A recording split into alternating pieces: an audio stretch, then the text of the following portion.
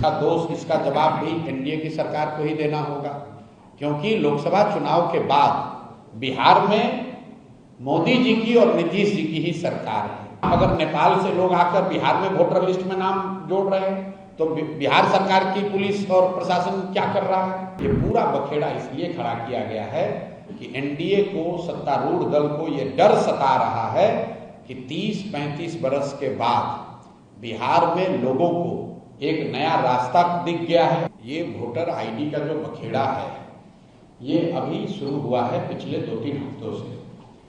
एक बात समझने की है, वोटर आईडी कौन बनाता है? वोटर लिस्ट बनाने की जिम्मेवारी चुनाव आयोग की है, जो एक संवैधानिक संस्था है। वो हमारे आपके या किसी दल के अधीन नहीं है। हर साल उनका काम है कि जब भी चुनाव हो तो एक संशोधित वोटर लिस्ट बने, उसकी शुद्धता, उसकी स्वच्छता बनाए रखना चुनाव आयोग का काम है। अभी 1.5 बरस पहले बिहार में चुनाव हुआ, पूरे देश में चुनाव हुआ। उसी वोटर लिस्ट से देश की पार्लियामेंट का, जो सबसे बड़ा सदन है इस देश का, लोकतंत्र का सबसे बड़ा मंदिर है, जिसके जरिए यहाँ के प्रधानमंत्री का चुनाव हुआ है, उसी वोटर लिस्ट से उनका चुनाव हुआ। अब आप जब बता रहे हैं कि वो वोटर लिस्ट फर्जी है, तो क्या चुनाव आयोग ये स्वीकार करने को तैयार है कि जो पार्लियामेंट का चुनाव हुआ जिसमें मोदी जी प्रधानमंत्री बने, वो वोटर लिस्ट सही नहीं था? क्या वो फर्जी लोगों के वोट से बने?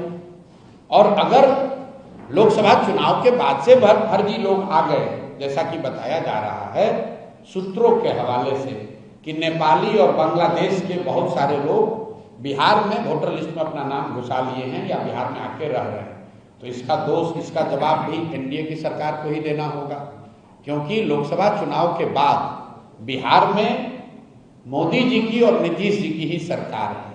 तो आपने ये कैसे अलाउ किया कि बांग्लादेश से लोग आकर यहाँ रह रहे हैं? आपका प्रशासन क्या कर रहा है? आप अगर नेपाल से लोग आकर बिहार में वोटर लिस्ट में नाम जोड़ रहे हैं तो बिहार सरकार की पुलिस और प्रशासन क्या कर रहा है? तो भैया किसी भी तरीके से वो आर्गुमेंट देंगे, ये यही साबित होगा कि गलती उनकी है। ये पूरा बखेड़ा इसलिए खड़ा किया गया है कि एनडीए को, सत्तारूढ़ दल को ये डर सता रहा है कि 30-35 बरस के बाद बिहार में लोगों को एक नया रास्ता दिख गया है, और खासकर उन लोगों को जो प्रवासी मजदूर हैं, जो गरीब हैं, जो इस व्यवस्था से के मारे हुए लोग हैं, जिनको इस व्यवस्था और इस भ्रष्टाचार से की वजह से जिनका जीना दूभर है, जो जानते हैं वो कभी भाजपा को, लालू को वोट नहीं देना चाहते हैं, अब लेकिन मजबूरी में देना पड़ता था। उनके सामने एक जनसुराज का नया रास्ता, नया विकल्प मिल गया है।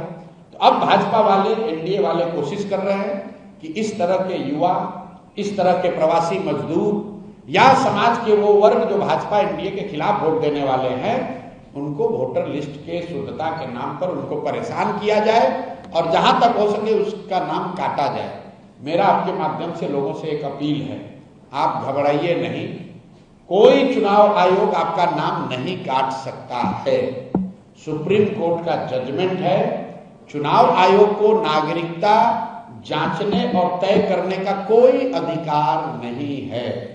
आप लोग भी ये समाज को जगाइए, बताइए, चुनाव आयोग को नागरिकता तय करने का अधिकार ही नहीं है।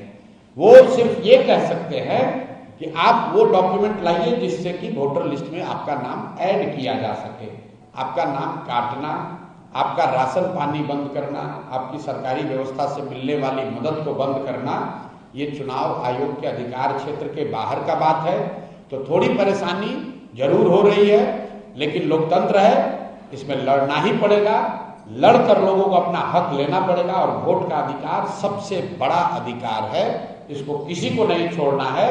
आपके पास अगर कागज नहीं है, लोग आपका नाम काट रहे हैं, आप किसी भी राजनीतिक दल से आपका सरोकार है, जनसुराज अच्छा लगता है तो जनसुराज के पास आइए, दूसरा कोई दल अच्छा लगता है उसके पास जाइए, लेकिन अपना वोट जरूर दीजिए। और देने के लिए जरूरी है कि आप अपना नाम वोटर लिस्ट में अंकित कराइए। अगर आपकी पूरी क्षमता नहीं है तो जो राजनीतिक दल हैं वो आपकी आवाज बनेंगे, आपकी मदद करेंगे। बिहार का हर शहरी, हर नागरिक, उसकी जिम्मेवारी है कि वोटर लिस्ट में उसका नाम रहे, वो वोट करे, ताकि बिहार में लोकतंत्र को जिंदा रखा जाए और जो भाजपा और एनडीए के लोग चुनाव आयोग के जरिए पिछले दरवाजे से जीत हासिल करना चाहते हैं, उनके मंसूबों को कामयाब नहीं होने दिया जाए।